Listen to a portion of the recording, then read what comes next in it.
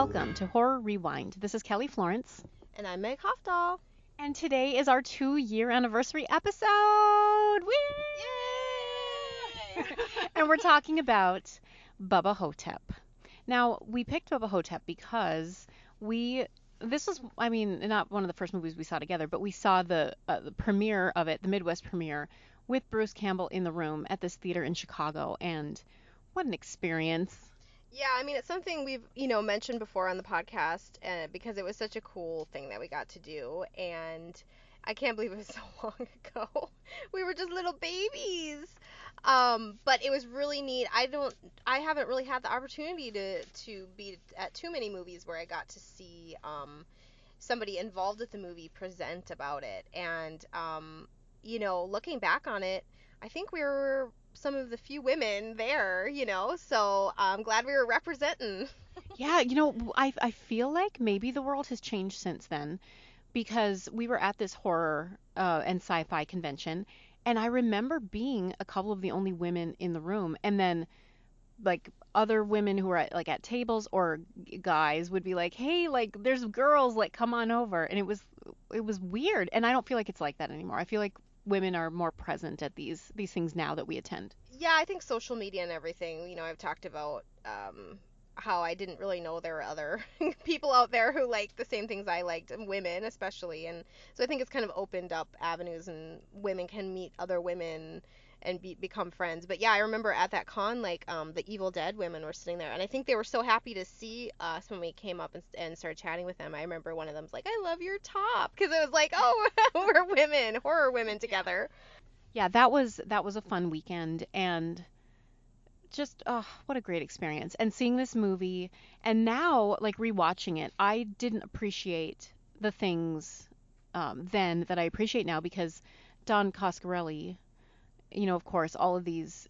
I remember Bruce Campbell telling us like this is a horror master, and he was proud to work with him, and we didn't appreciate it, Meg, because we didn't know. I hadn't seen Phantasm until like very recently. I know because we were fools, but that's why this has just made us grow as people and as horror fans, and I just love it. So tell us some facts about the movie. Okay, so let's see. It obviously is directed by Don Coscarelli, as we said. It's starring Bruce Campbell and Ossie Davis. This is one of the last things that Ossie Davis was in, but he was quite prolific, so he went on to be in a few more things after this.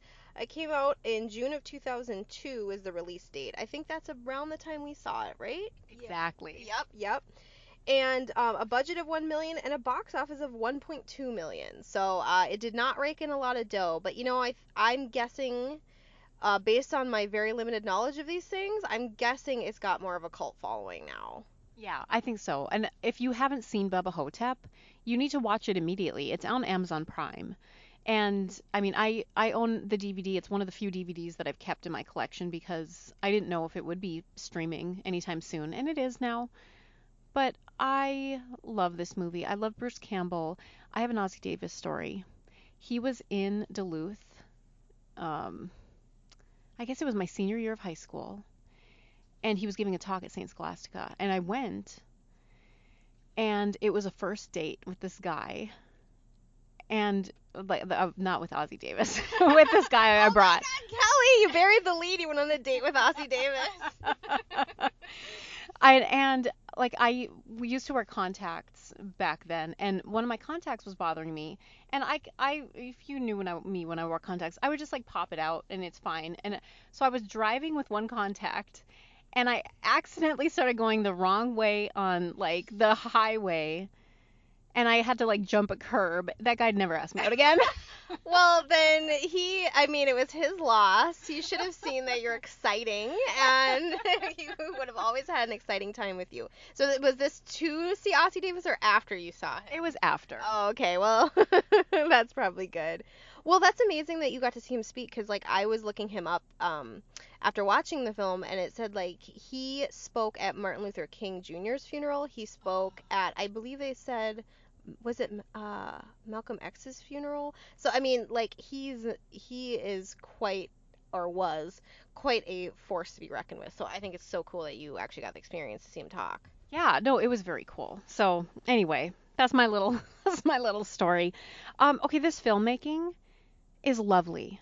I love all of the quick cuts showing the passage of time so that we're seeing this from um, Elvis's point of view, and we're not really knowing what's real and what's not real, and they set that up well.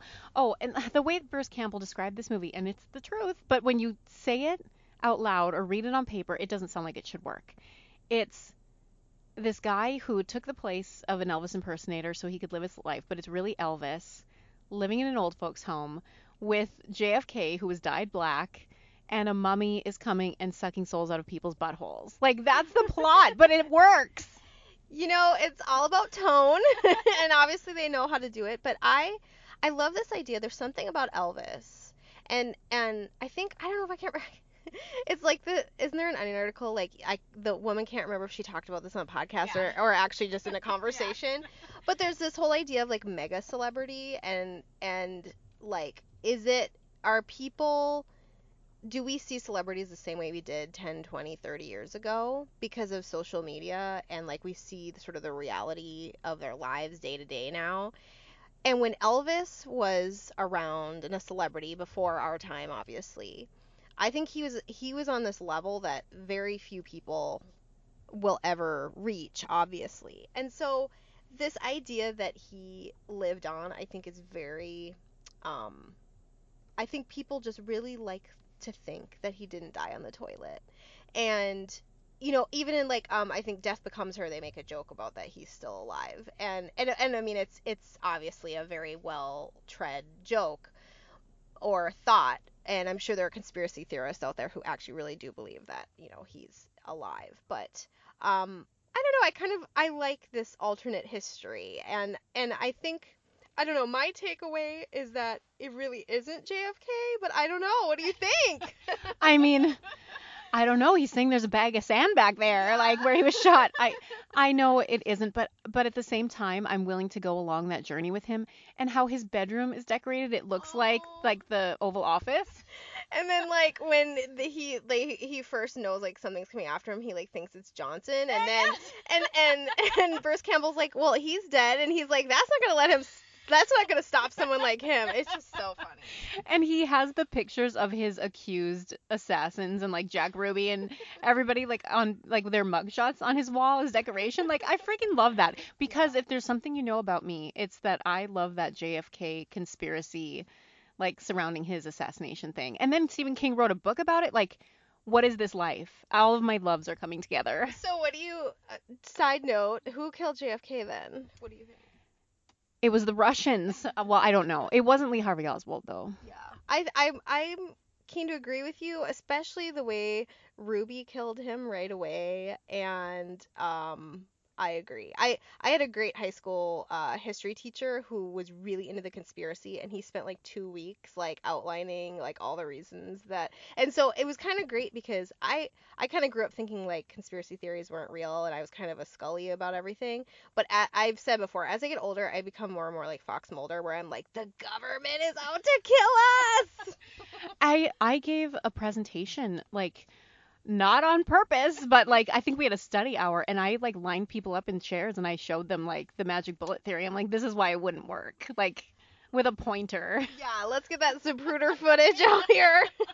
I was so obnoxious. I'm sorry to everyone in my high school. Wow, I was so obnoxious. No, but see, I would have loved you. Okay, so they show this opening news report of the mummy and like the sarcophagus and all of that. And that actual footage and that actual news story was what inspired the writer of the original Mummy movie to write that movie. And everybody was like really interested in Egyptology then after that news report came out in the 20s.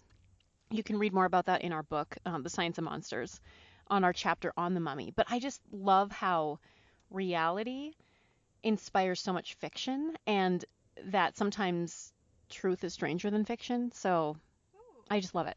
I love that. Yeah, I mean, I think as a writer myself, I get really inspired by like true crime and things like that. And it really is true that truth is stranger than fiction. And I mean, like this movie, it sounds so ridiculous. And of course it is ridiculous. I mean, but but there's a lot of truth in it too, isn't there? Yeah, I love it. Like even the aspect of I really like the sort of idea of getting older and being sort of it's like actually really poignant when the daughter, I think it is, or granddaughter comes in and she like throws away the purple heart and everything and like she never came to visit.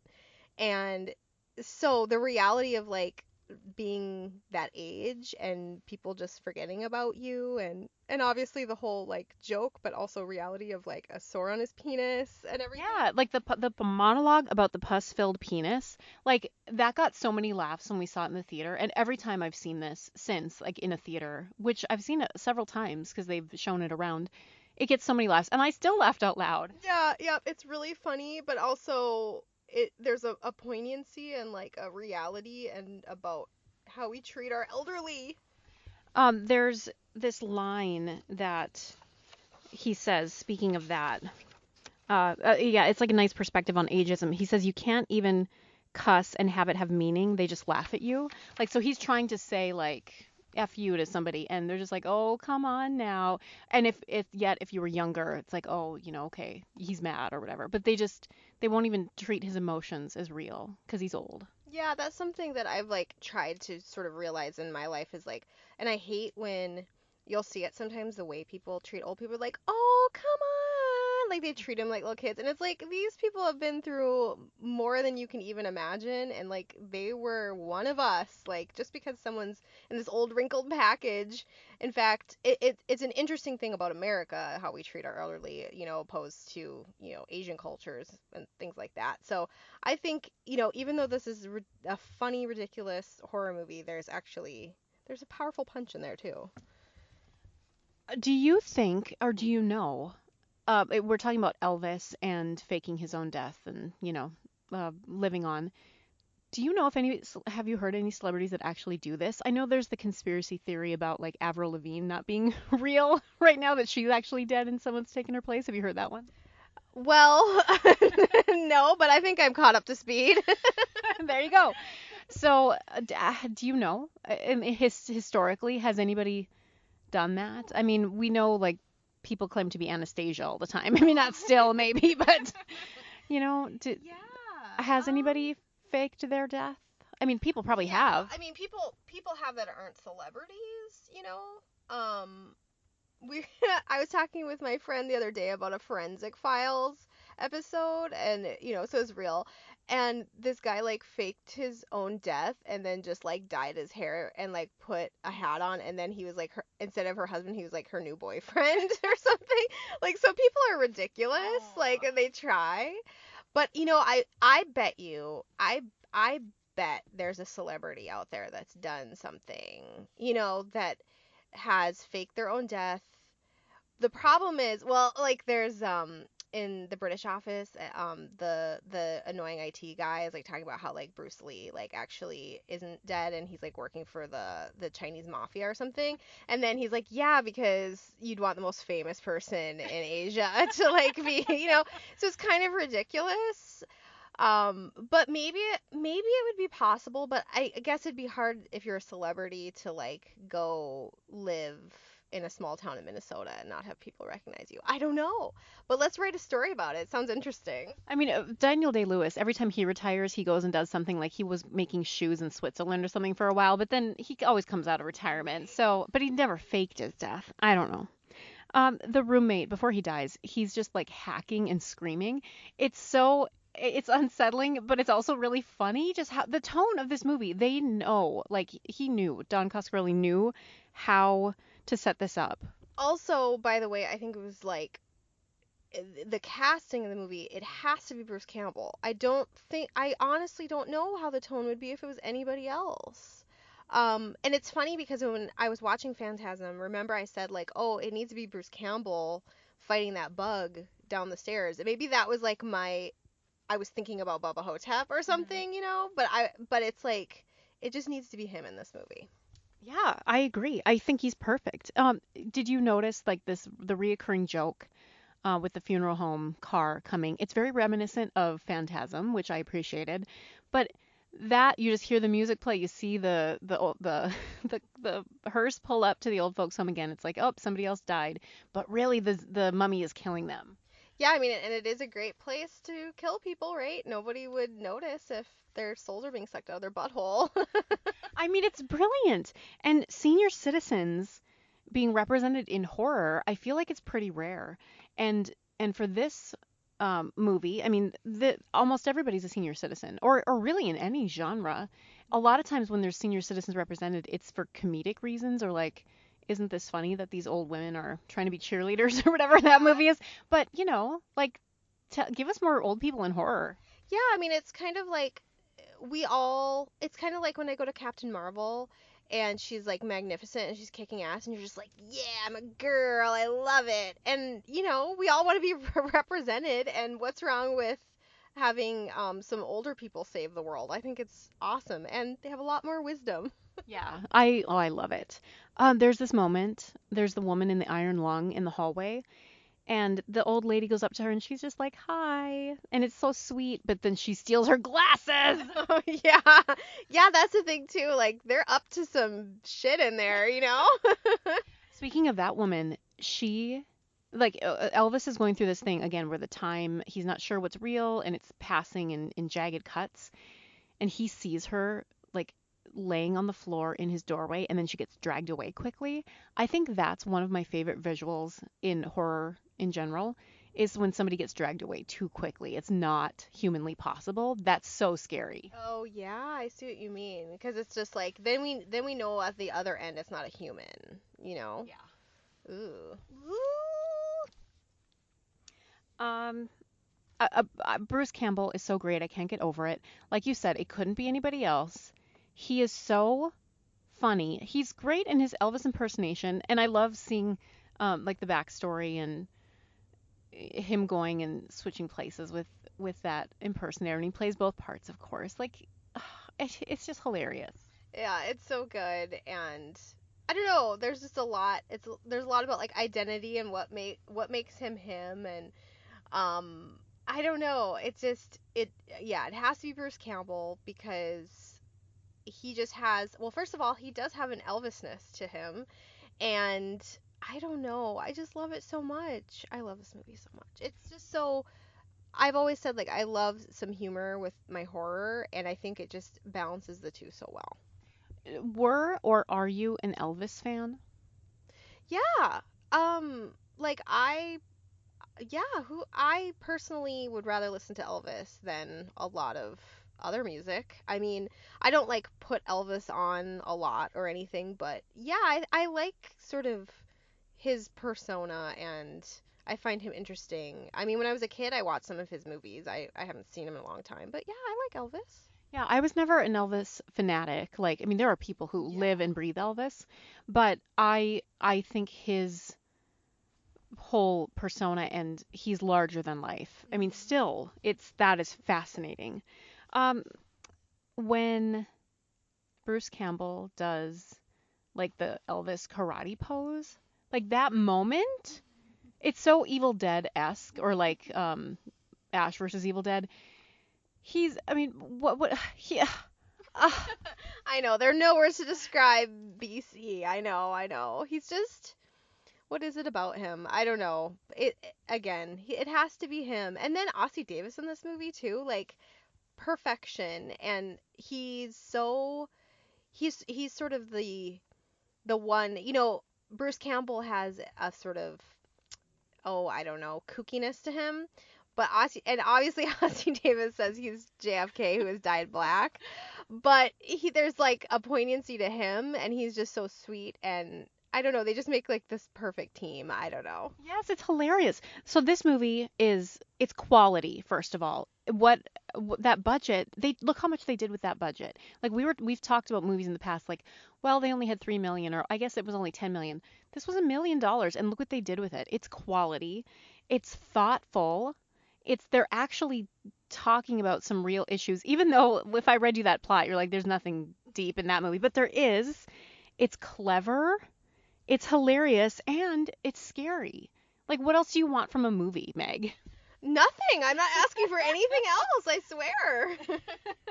So I rewatched this. It is like I said, it's streaming on Prime right now. But I before it was even streaming on Prime, I threw in my DVD and I watched it on DVD. And at the very end of the credits, Bruce Campbell as Elvis says, "Rewind, be kind."